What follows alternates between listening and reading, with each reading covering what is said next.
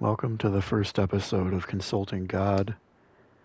In this series, I will be reading from the Bible and taking notes, and then coming back and reporting to you with questions that I had to go get answered.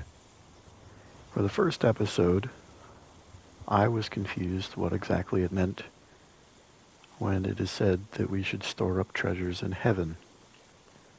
So what does that mean? In Matthew 6:20 through 21, Jesus tells us to store up treasures in heaven where they cannot be destroyed, letting us know that where our treasure lies, our heart will be also.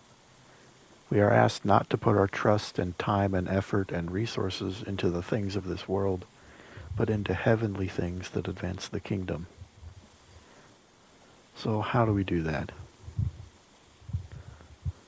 Well, we can show hospitality and love to God's messengers, and you will receive a reward like the one promised to whom you are helping. Matthew 10:41. Small acts of service also matter. God writes all of them down. Matthew 10:42. We can also preach the word, correct, rebuke, and encourage others with good teaching. Do not be afraid of suffering for the Lord. Fulfill the ministry that God has given you. Pour out your life as a living offering for God. 2 Timothy 4:1 through 8. Do not work half-heartedly, but do everything with the vigor that you would give for Jesus, for whom you are truly working. Colossians 3:23 through 24, and 1 Corinthians 15 through 58. 15 verse 58. Use your spiritual gifts for God. 1 Corinthians 3:8. Be generous with the resources God has given you. Sacrifices will be rewarded. Matthew 19:16 through 30.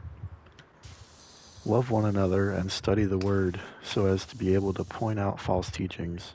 2 John 1:5 through 9. And above all, treasure Jesus. If we do all these things, then we can store up treasures in heaven where moth and rust do not destroy, but where our treasures will be eternal.